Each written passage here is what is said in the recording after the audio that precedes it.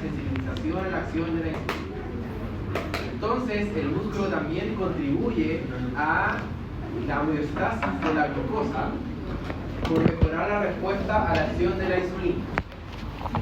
Entonces, ahora se sabe que en el caso de personas que tengan insuficiencia de la insulina o otros problemas, es importante la musculación, generar músculo, ejercicios de fuerza para aumentar la masa muscular, para que aumente la producción de esta hormona y ayude al tratamiento de la resistencia a la insulina. Es más que claro que el cardio también ayuda, pero la generación de músculo ayuda un montón. O sea, antiguamente era como, no, ¿para qué anda a hacer cardio? ¿No? Ahora el consejo es cardio, pero genera masa muscular. De hecho, no se asocia solamente con resistencia a la insulina, sino que con retarda la vejez y un montón de otras patologías al parecer la cantidad de masa muscular que tiene la persona. No masa muscular, más sana. Estudiando lo que pasa con la resistencia a la acción de la insulina. Entonces, eso no lo haría la resistencia a la insulina, tenía que agregarlo y entonces, la hormona del crecimiento. ¿Qué es lo que hace la hormona del crecimiento en general? Estimula, ¿cierto?, a distintos órganos para que crezcan, pero no es lo único que hace. ¿Qué más?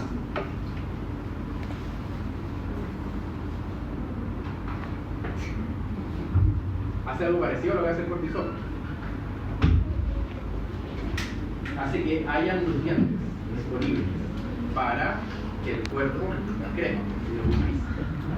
Entonces, estimula la síntesis de proteínas a diferencia del cortisol en los músculos, pero produce lipólisis, por ejemplo, para que haya ácido graso libre tanto como calcio. Produce resistencia a la insulina para que aumente los niveles de glucosa en la sangre, etc. Entonces, la idea es que haya abastecimiento de nutrientes para que el cuerpo pueda crecer. Entonces, estimula por un lado el crecimiento y por otro lado estimula que haya abundancia de las materias primas para que pueda crecer el cuerpo. Eso es el hormona del crecimiento.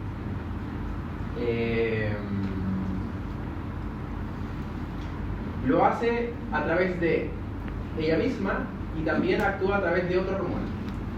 O sea, de otra hormona, de otra hormona. ¿Cuál? Que produce el hígado. IGF-1, ¿cierto? El factor similar a la insulina. Entonces, el hormona del crecimiento estimula al hígado para la salida de IGF-1 y el IGF-1, a la par con la hormona del crecimiento, estimula el crecimiento de muchos tejidos, principalmente en el caso del IGF-1 del hueso. De hecho, la hormona del crecimiento mucho lo hace sobre el hueso, más es el IGF-1 el que es el que estimula el crecimiento del hueso. Entonces, las células somatótropas sintetizan y secretan la hormona del crecimiento en respuesta a la hormona liberadora, la hormona del crecimiento liberada por el hipotálamo. Es inhibido por señales inhibitorias del sistema nervioso central, por la somatostatina, que van a ejercer su efecto a nivel de muchas células, ¿cierto?, a nivel general, sistémico, y en el hígado estimula la producción de IGF-1, que también contribuye al crecimiento de distintos músculos. Entonces estas dos, la hormona del crecimiento y el IGF-1, actúan como feedback negativo para la salida de la hormona del crecimiento. Ya, entonces promueve mitosis y diferenciación celular, o sea, proliferación de células, y efectos metabólicos, estimula en general metabolismo, como lo que hace la BT4, aumenta la síntesis de proteínas en distintos tejidos, movilización de ácidos grasos, saca los ácidos grasos desde el tejido adiposo y los reparte por el cuerpo. En este caso, una acción importante es que produce lipólisis en el tejido adiposo visceral, porque reparte la grasa, la saca de las visceras, o sea, disminuye la grasa visceral para repartirla en otra parte del cuerpo. Y aumenta los niveles de glicemia por resistencia a la insulina. Entonces, si recuerdan, la hormona del crecimiento es liberada de forma pulsar. O sea, cada 15-20 minutos se produce una y luego cae. y es bastante errático a lo largo del día. Hay estímulos, ¿no es cierto? ¿Qué estímulos estimulan la hormona del crecimiento? El más conocido, melatonina, pero es fisiológico. O sea,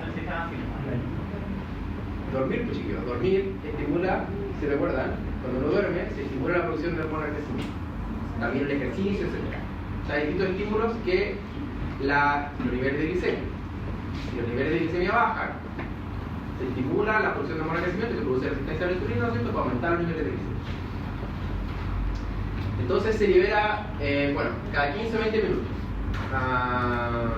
Exacto. Y la vida media es bastante corta.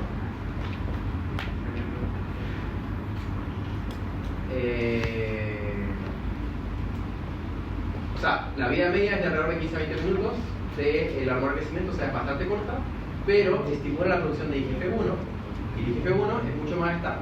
Exacto. O sea, una vida media de 12 a 24 horas, o sea, dura mucho más. Entonces se asocia con el exceso de la producción de hormona del crecimiento, gigantismo, acromegalia, déficit, enanismo, y el tratamiento son análogos de somatostatina para disminuir la inhibición o dar reemplazo hormonal, dar hormona del crecimiento. Entonces aquí tenemos como ejemplo lo que pasa en esta tribu, los nativos pigmeos en África, en donde se puede observar qué es lo que pasa no cuando hay déficit de la hormona del crecimiento, pero sí qué es lo que hace la hormona del crecimiento. Entonces, en este caso, se ha visto que estas personas tienen resistencia en el receptor de la hormona del crecimiento, que hace que la hormona del crecimiento no pueda hacer que los efectos. Igual, hacer efectos, pero menos. Entonces, aquí vemos que esta gente tiene menor estatura, crecen menos, proporcionales, son como personas grandes, ¿no es cierto?, pero en versión más pequeña.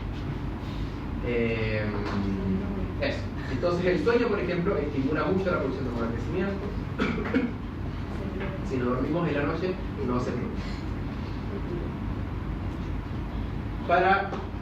Para el diagnóstico entonces de si hay menor producción o mayor producción de hormona del crecimiento, ¿recuerdan qué es lo que se hace? Quizás lo vieron para poder detectar alteraciones de la producción de hormona del crecimiento. Con el IGF-1. ¿Por qué? Porque es mucho más estable. Entonces, el primer screening es, esta persona puede tener problemas, generalmente niños, ¿cierto? Puede tener problemas de la hormona del crecimiento. El primer screening es niveles de IGF-1. Como son más estables y responden a la hormona del crecimiento, es la hormona del crecimiento más la insulina, que la insulina como que ayuda a la sensibilización a la pero depende de la hormona del crecimiento y es más estable. Uno puede saber más o menos cómo están los niveles de hormona del crecimiento midiendo los niveles de IGF-1. Porque si uno mide en cualquier momento la hormona del crecimiento, puede ser que esté muy alta o muy baja, porque la vida media es corta y se libera el polo pulsante bastante rápido a lo largo del día. Entonces se usan los niveles de IGF-1. Pero no es ese el diagnóstico, sino que es como para hacer el primer screen. Tan bajo. Después uno tiene que ver si es que es por problemas en la producción de hormona del crecimiento, producción y secreción, ¿no es cierto?, por la hipófisis anterior. Entonces, para poder saber si es que hay alteración ahí, es que se tienen que hacer los test de estimulación o inhibición de la producción de hormona del crecimiento. Entonces, como lo que veíamos anteriormente para la CTH, el cortisol. ¿Sí lo ven? Entonces, en este caso se hacen estas pruebas de estimulación de la hormona del crecimiento, generalmente con arginina y clonidina. A veces se puede usar insulina, no porque la insulina estimule la salida de la hormona del crecimiento, sino porque la insulina produce hipófisis que va a estimular la salida de la hormona del crecimiento. Entonces, generalmente se usa esto, el clonidina. Entonces, la idea es que si se estimula la salida de la hormona del crecimiento y está funcionando la hipófisis anterior, debería aumentar la producción. Entonces, en este caso, en personas, bueno, este estudio lo que trataban de hacer era compararon a niños que tenían déficit de la producción de hormona del crecimiento y que eran normales. Y midieron su nivel de hormona del crecimiento. Entonces, lo importante son estas curvas de acá, no la del medio, porque es el promedio entre ellos. Entonces, se les activó con clonidina y se observa, este es el examen, ¿no es cierto?, se observa a los 60 y 120 minutos cómo está la producción de hormona crecimiento. Entonces, las personas normales aumentan, ¿no es cierto? Y luego caen. Y las personas que tienen deficiencia ahí no responden bien a la producción de hormona crecimiento. Entonces, está indicando hay un problema central, ¿no es cierto?, que está haciendo que no se produzca la hormona crecimiento. Ahora, al revés, si es que estaban muy elevados los niveles de XP1, si uno sospecha, probablemente está en la hiperproducción de hormona del crecimiento, en este caso se prueba suprimiendo la hormona del crecimiento. ¿Por qué? Porque un adenoma hiperproductor de hormona del crecimiento no responde a las señales fisiológicas para que deje o aumente la producción de hormona del crecimiento. Produce. Entonces, en este caso, en el test de tolerancia a la glucosa, como aumentan los niveles de glicemia, como estamos viendo en ejemplo que están haciendo ustedes, lo esperable es que los niveles de hormona del crecimiento bajen. Entonces la hipoglicemia la estimula, la hiperglicemia baja la hormona del crecimiento. Entonces, lo normal acá es que baje como se ve en este test. Aquí estaban tratando de probar dos ensayos para ver cuál era mejor que otro para medir los niveles de hormona del crecimiento. Pero en ambos casos, ¿cierto?, baja los niveles de hormona del crecimiento. Entonces, en este caso respondió. Por tanto, no hay un adenoma hiperproductor de hormona del crecimiento. Entonces está la forma de diagnosticar por exámenes si es que la persona tiene problemas o no en la producción de hormona del crecimiento. Primero el screening para medir los niveles de IGF-1. Si están aumentados, muy disminuidos, posiblemente haya problemas en la producción de hormona del crecimiento. Entonces, estimulamos la salida de hormona del crecimiento con clonidina para ver cómo responden. Para ver si es que hay deficiencia en la producción de hormona del crecimiento o si hay mucha, descartar, ¿no es cierto?, que haya algún adenoma hiperproductor de hormona del crecimiento. Entonces, ¿qué es lo que va a producir esto? Entonces, estos ejemplos, además que ya los vieron anteriormente. Entonces, por un lado está el gigantismo, generalmente por un adenoma hiperproductor de hormona del crecimiento, que si se da antes de la adolescencia pubertad, cuando todavía estamos en etapa de crecimiento, donde los huesos todavía pueden crecer, se va a producir un hipercrecimiento de los huesos, más que por la misma hormona del crecimiento, por aumento de los niveles de IGF-1, que estimula el crecimiento de los huesos. Entonces, aquí tenemos este ejemplo de esta persona que llegó a medir 2,72 m acá, que tenía gigantes. Entonces, hiperproducción de hormona del crecimiento antes de que se haya cerrado la exposición, ¿no es cierto?, de los huesos. Entonces, todavía podían los huesos crecer.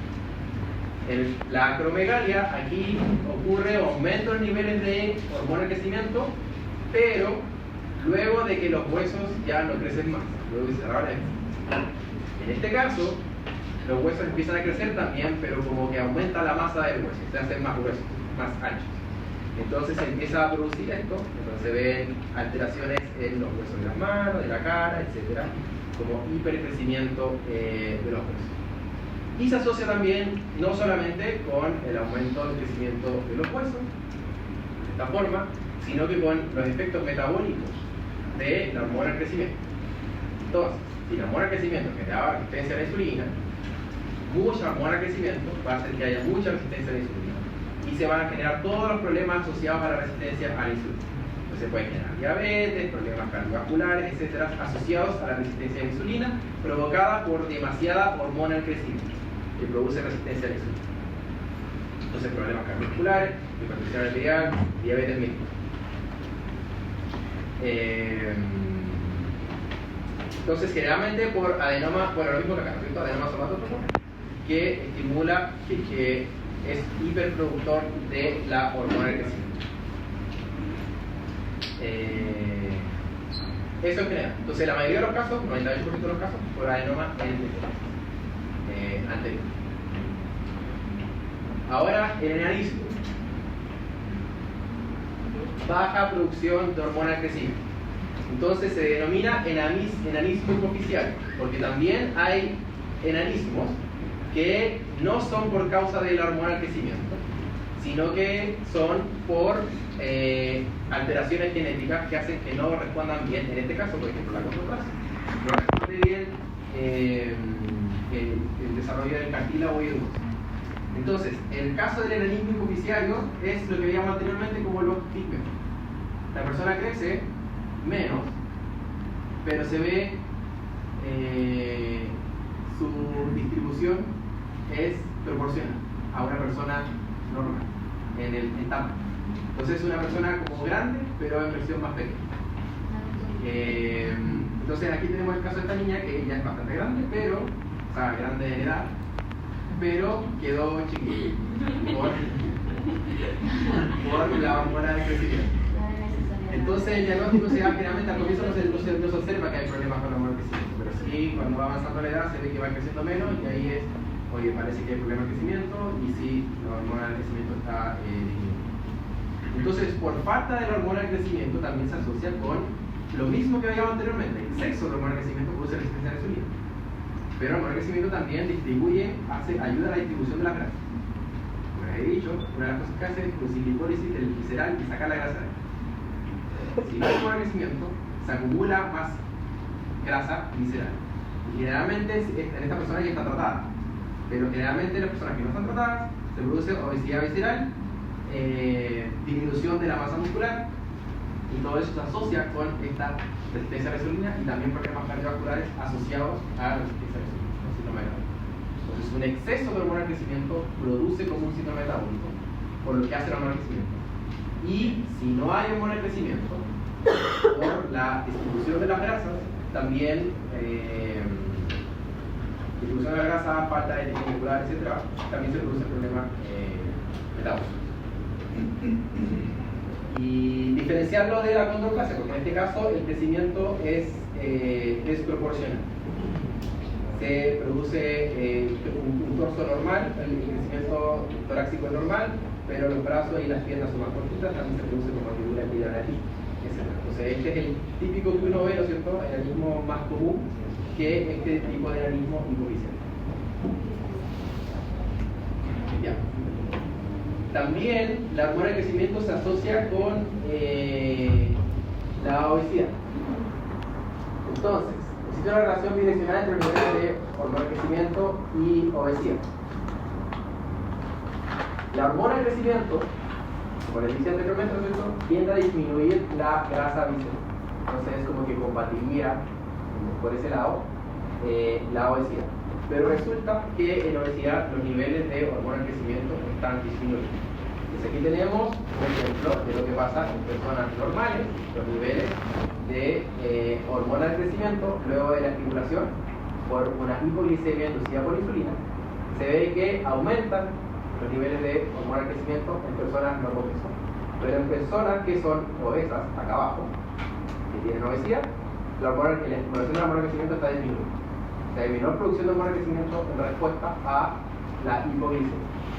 Y luego que las personas pierden peso, y las personas que tenían obesidad pierden peso, se vuelve nuevamente, o sea, no recupera completamente, pero está mejor la producción de hormona de crecimiento.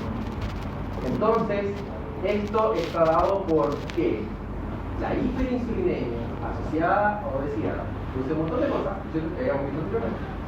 Y una de las cosas que hace es estimular a los receptores de IGF-1, como lo que pasaba con la gastrocistitis. En este caso, también estimula los receptores de IGF-1. Y estos son una señal de feedback para la producción de la hormona de crecimiento. Feedback negativo. El IGF-1 junto con la hormona de crecimiento produce feedback negativo para la producción de hormona de crecimiento. Entonces, si están aumentados los niveles de insulina,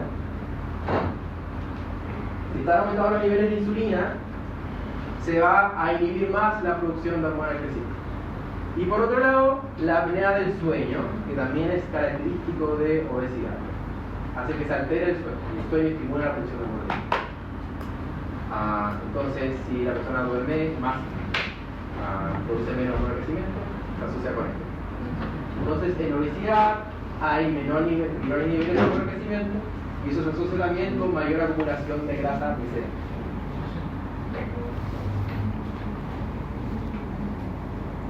Por último, dentro de la hipófisis anterior, vamos a hablar del eje hipotálamo hipófisis gonada. Entonces aquí vamos a recordar lo que decíamos al comienzo. En este caso, lo común que suceda es un hipogonadismo hipogonadotrópico. O sea, que sea por una disminución de la hormona liberadora de gonadotropina y disminución de la producción de IDH y LCH, que lleve a que haya un hipogonadismo. menor producción de estrógenos y en el caso de los. ¿Por qué? Porque, como les decía anteriormente, ¿no es cierto?, comienzo de la clase, los adenomas hiperproductores de LH y FSH normalmente producen LH y FSH que no son funcionales.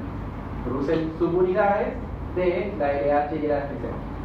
Entonces, un adenoma hiperproductor de LH y FSH genera un efecto compresor, como si fuera un adenoma no funcional, o es un adenoma no funcional.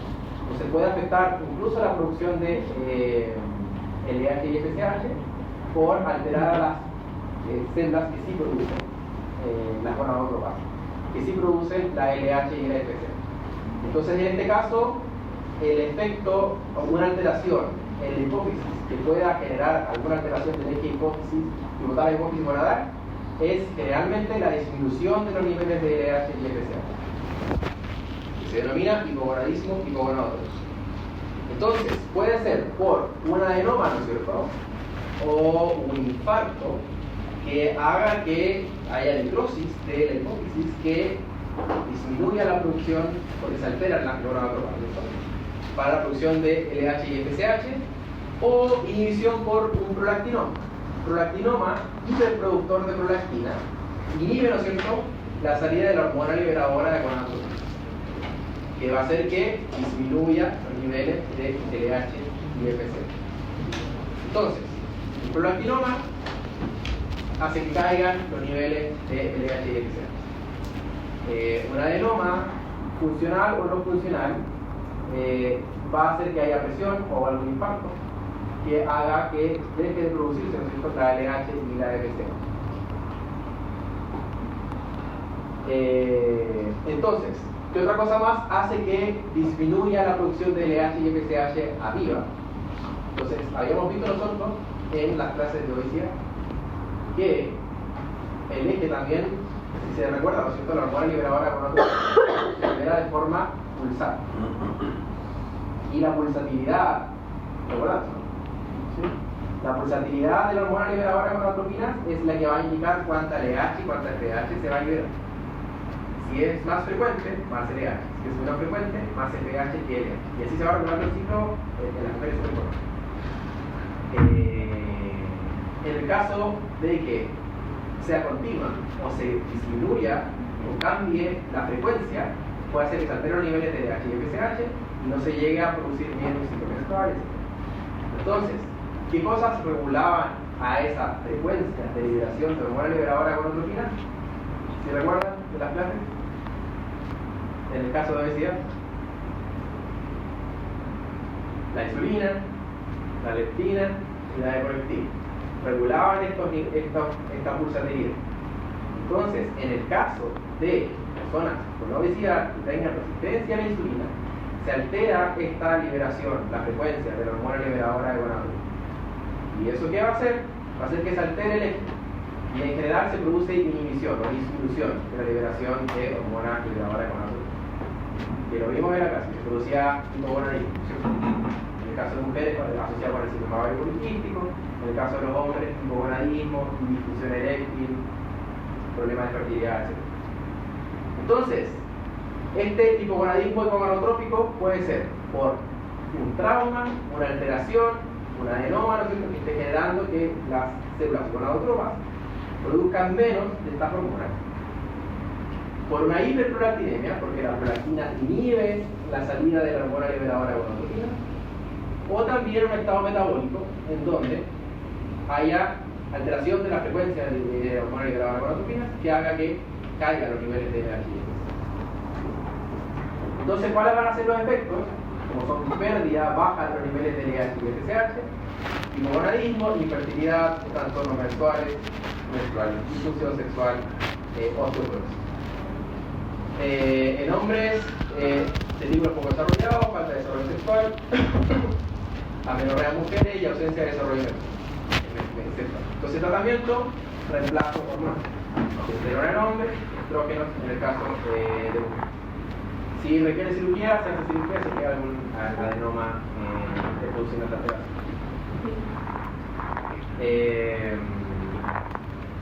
Eso en general. Entonces, la alteración que ocurre en el eje hipotálamo hipófisis siempre, casi siempre, en la mayoría de los casos, esto va a ser una disminución de los niveles de LH y FSH. O puede ser que en algún examen a ustedes les salga, está aumentada la LH y la FSH y estoy viendo menos efecto, pero puede ser un adenoma productor de LH y FSH, la subunidad alfa, que es la que se mide en el examen, pero que no sea funcional. Puede estar aumentado con una disminución. Ya. Y lo último de hipotálamo hipófisis es el síndrome de Giga. ¿Lo han visto usted? No, ya. Entonces, este ya es poco común en Chile, puede ser que ocurra, se da más en países menos desarrollados. El síndrome de Giga es una alteración que ocurre en la hipófisis por infarto de la hipofisis anterior y que sucede en algún trauma luego del parto. ¿Por qué? En el embarazo aumenta la masa de la hipófisis anterior, principalmente por aumento de las células lactotróficas que van a producir la prolactina. Entonces hay un aumento de la masa que hace que sea más susceptible a que si hay inmunodegradación o algún coágulo, etcétera, se pueda producir alteración de la hipófisis anterior. Entonces es más sensible la hipófisis anterior en el caso de las mujeres embarazadas. Entonces, luego del parto, si es que hay alguna complicación durante el parto, alguna hemorragia, cae la volemia, la irrigación de la hipófisis anterior es como un área muy sensible a la hipoxia, porque es más demandante por aumentar la masa de la hipófisis anterior. Entonces es muy probable de que si hay algún trauma durante el parto o luego del parto, que se pueda alterar la hipófisis anterior, se produzca algún infarto, necrosis, que en el momento, de forma aguda o a largo plazo, pueda producir un daño en la hipófisis anterior que empieza a dañarla de a poco y se empieza a producir esta pérdida de función que veíamos anteriormente. Entonces, el síndrome de Giga solamente ocurre en embarazadas que luego del parto tuvieron algún trauma que puede generar en el momento o luego a las semanas o meses después empezar a generar un hipopituitarismo por pérdida de función, porque de a poquito se produce necrosis y empieza a morirse el resto de la hipófisis anterior. Entonces, ¿por qué ya casi no pasa en Chile? Porque es también atendida a las mujeres embarazadas que no vuelven parto. Entonces, cualquier emergencia es atendida rápidamente. Si hay alguna complicación, se produjo hipovolemia por pérdida de sangre, alguna hemorragia, etc., hay que tener cuidado con esto porque puede ser que esto ocurra. Entonces, ¿cuáles son los síntomas que pueden ocurrir? Otra cosa. La pérdida de la función de hormonas, en este caso, a diferencia de lo que veíamos anteriormente, que terminaba con la pérdida de la función de prolactina, en este caso comienza con pérdida de los niveles, o baja los niveles de prolactina junto con la hormona de crecimiento. ¿Por qué baja los niveles de prolactina? Porque en este caso, la hipófisis anterior está súper, ultra grande por aumento de la masa de células lactotróficas. Entonces es la que más se ve afectada, si es que ocurre una hemorragia en este caso. Entonces puede producirse para hipopituitarismo. Entonces se genera agalaxia, no producción de leche. ¿Por qué? Porque se cae el nivel de prolactina. Entonces, amenorrea falta recuperación menstrual porque puede ser que caiga las células gonadotrópas y caigan los niveles de LH y FSH. Fatiga extrema, hipotensión, hipoglicemia, en el caso de caída de los niveles de STH, baja los niveles de cortisol. También por falla suprarrenal, baja los niveles de ACTH, ¿no es cierto? Pérdida de vello púbico y axilar en las mujeres, ¿no es cierto? Porque deja la producción de andrógenos por las glándulas suprarrenales. Y un hipotiroidismo por baja de la TSH, en este caso sin aumento de los niveles de TSH. O sea, un hipotiroidismo central por menor producción de TSH por la célula tiroides. Entonces, este es un síndrome que ya es poco común en Chile, todavía puede ser que ocurra, pero está bien controlada en países menos desarrollados, donde el parto ocurre más, no hay un centro especial, etcétera, y que puede ocurrir una alteración grande, trauma, etcétera, que pueda generar este infarto en el hipofisial anterior, se puede generar, es más común que se genere eso. Y por último vamos a pasar a la neurohipoxia. Entonces, ¿recuerdan de lo que habíamos dicho al comienzo? De la neurohipoxis, ¿qué hormonas genera la neurohipoxis? La oxitocina y ADH o vasopresina. Entonces, oxitocina, alteraciones, no hay es muy poco. En el caso de la ADH, por hiperproducción y baja producción de hormona de la vasopresina, hormona antibiótica. Entonces, recordamos lo que hace la hormona antibiótica. ¿Qué es lo que hace la hormona antibiótica?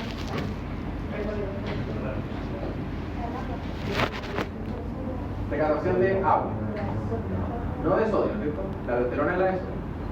Esta solamente de agua. Gracias a ¿qué es lo que hace en los túbulos? Así que la malcoperina, la isoforma 2, muy bien.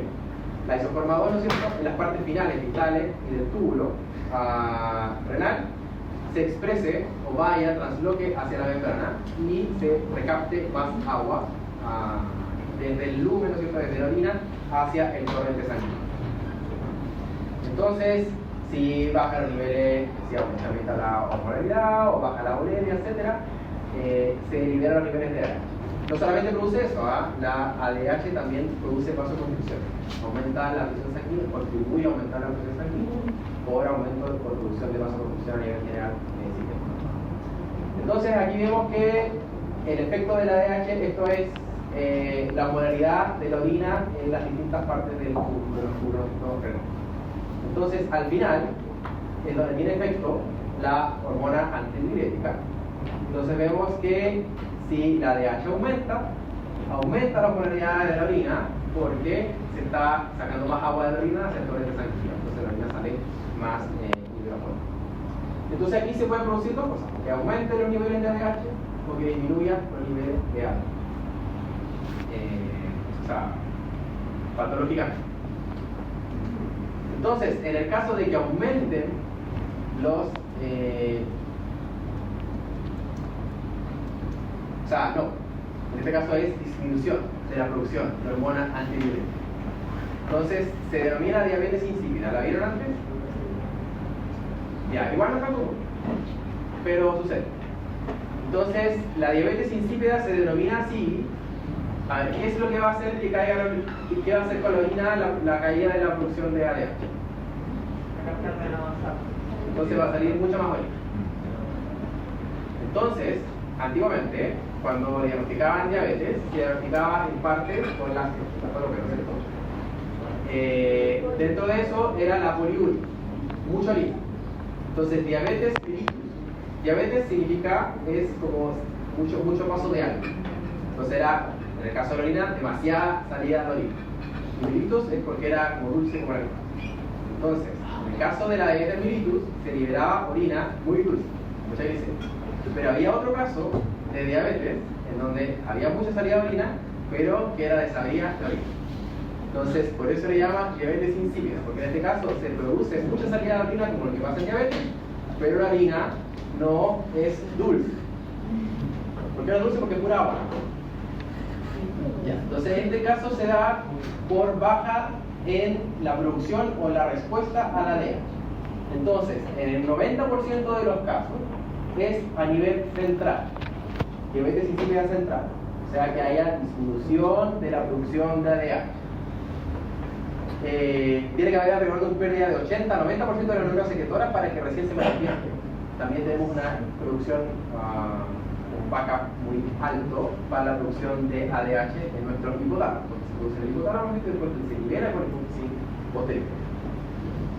Y la diabetes insípida nefrógena, en este caso alrededor del 10%, es que no hay respuesta, disminuir la respuesta a la ADH por alteraciones genéticas que hagan que el receptor no sea tan sensible a la ADH, o por algunos tratamientos farmacológicos que pueden inhibir o disminuir la respuesta a la ADH en este caso. Entonces, en este caso se genera una sed exagerada porque la persona está deshidratada o se está botando toda agua.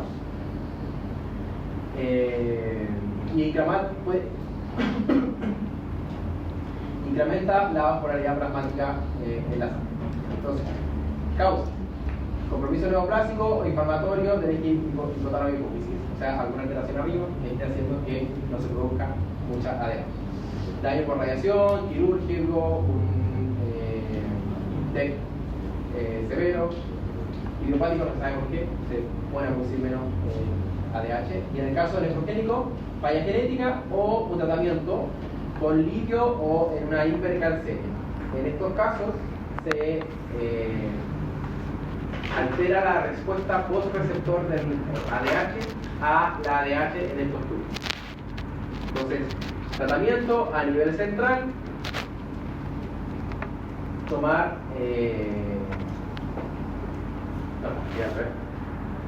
más líquido, pero desmopresina, que es un análogo de la vasopresina, un análogo de la ADH. Y nefrogénica, bajar el consumo de sal, hidratación adecuada y eliminación de la causa si es farmacológica, a dejar de consumir lo que está consumiendo, que está produciendo. En el caso de las personas que tienen resistencia por genético, ya hay más contacto, tienen que estar todo el tiempo nomás tomando el agua y bajar los niveles de sal. Eso, o sea, la diabetes insípida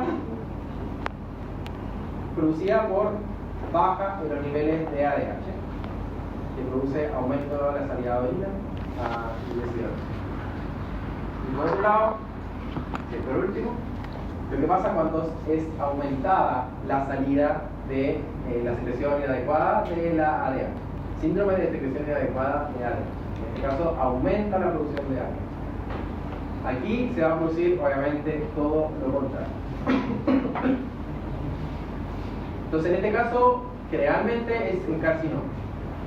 Como el carcinoma broncogénico, que puede, son tumores que se dedican, dentro de todo lo que hacen, secretan además ADH, ectópico, que pueden generar este.